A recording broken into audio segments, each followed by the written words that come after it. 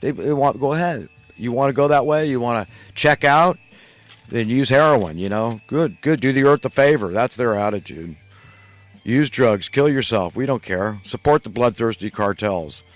They're killing people, beheading people for your drug to get you drugged through. You want that? Yeah. Okay.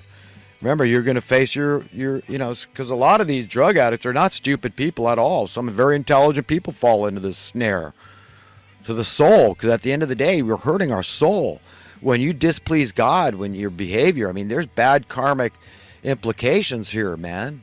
It's going to make you feel bad. It's going to make you miserable, man. You got to say no. That door is shut.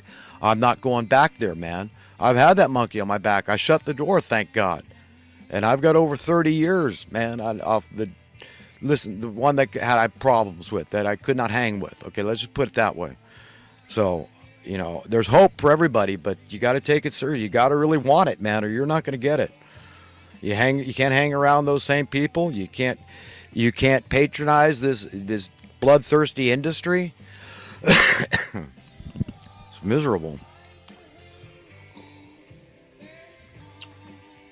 But smoking, oh yes, even though in 2009, was it the longest living top 10 people were all smokers, and plenty of non-smokers die before the smokers, so it happens every day. It's just a fact.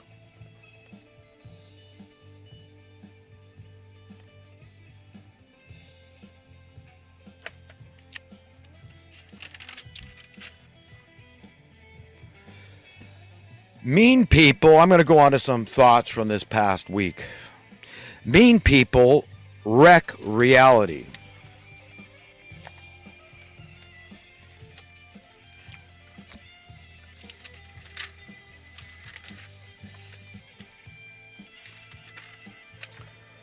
When you think about someone you love, try to remember the one whom created and owns the one you love as number one.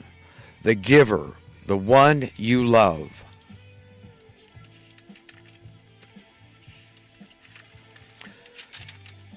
Just remember that. You love somebody a whole lot. Just remember who owns that person you love.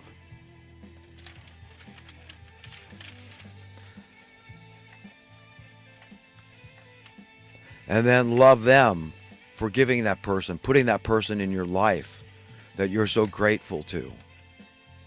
God did it. Like Holly said, she was meant to meet me.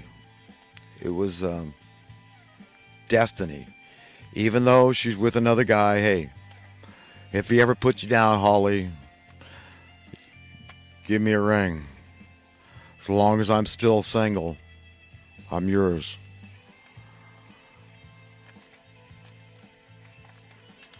I know I'm obsessing on Holly, but I can't help it, man. I was just completely smitten. She had all those qualities I just adore in a woman. And I know that she could make me happy for the rest of my life. Her sincerity, her integrity, her honesty, her intelligence, her goodness, her godliness could have kept me enthralled till the day I die. Anyone can be as smart as they want to be. Merely ask, how smart is God? Merely ask, how smart is God first, and then you realize that the sky is the limit. That's right. We are without limit. We are made in the image and likeness of God, and we are unlimited. If you can imagine something, then it can be made manifest. Okay, that's just a fact. That's just a fact. As bizarre as that might sound, it's just like everything. This whole idea of UFOs, yeah, the technology is such that, look, it's just like the technology involved in God creating a galaxy with solar systems. Remember, all these planetary bodies are spinning around.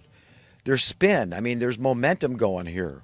It's just like this cosmic awesome power that is so like phenomenal. It's hard to wrap your mind around. It is just so tough, but it's possible. Scientifically, it's possible to understand things like gravity. And it's a little bit of push, it's a little bit of pull, because the scientists don't have a consensus. They have general agreements about this. It's a pull or something, I forget. But it's probably a little of both. It's got to keep things just right. It's got to be a little of both. But we've got this atmosphere too that God built into the earth. So we know the earth is spinning at 1,000 miles an hour approximately, but we don't feel a draft. We'd say, what do you mean? The earth couldn't be spinning. If it was spinning 1,000 miles an hour, we'd all feel the draft, right? 1,000 mile an hour wind. But because the atmosphere goes up about 100 miles, so gradually as you get to the edges of the atmosphere, there is 1,000+ mile an hour draft up there. That's why it's so important that the spaceships go in and out of the atmosphere the right direction. Otherwise, it'd be like going the wrong way on a freeway on-ramp or off-ramp. Big mistake. So that's what God did here, and we are a part of this cosmic thing. And to understand how these UFOs could go as fast as the speed of light or faster, some people speculate, but they talk about bending space and time and these quantum physics and all this stuff. So it's very scientific too. There's a lot of science involved in understanding the gravity and the atmosphere and the spin and all that's going on here. So if you could imagine a miniature planet, just the size of a spaceship, let's say, that has been able to produce its own atmosphere, essentially, then you eliminate the concern over gravity, G-forces. Like conventional aircraft all have to worry about going too fast, cornering too fast because of G-forces. But if you have found a way to put a bubble around the craft, so to speak, like the Earth has a bubble around it, right? A toroid, some people will call it. So if you did that and you had that technology, then you could understand that there is no boundary. There is no G-forces to concern yourself with. Up and down, they don't mean anything. Right turn, left turn, you're not going to feel it. You're not going to feel the G-forces because the entire craft is ensconced in that force field, so to speak. So, when it comes to using our imagination, it's a lot of fun, and it honors God. It's our God-given ability to think. That's all your imagination is. Okay, and just remember, all the technology that has been derived from just somebody with a thought. Somebody said that's a stupid idea. Next thing you know, there it is. So you have that. We all have that capacity. It's a trip, man. We're a trip. And talking about these things encourage other people's imagination. Like you might not have the whole idea, but you got a piece, and it makes his wheels start turning, and then her wheels start turning.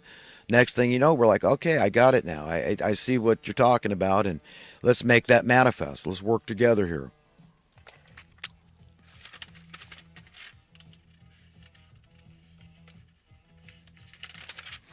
The truth, the whole truth, and nothing but the truth can indeed be a big fat finger down the throat of those that wish to continue living in blissful, willful ignorance, stupidity, and an imaginary, delusional, pseudo form of temporal happiness.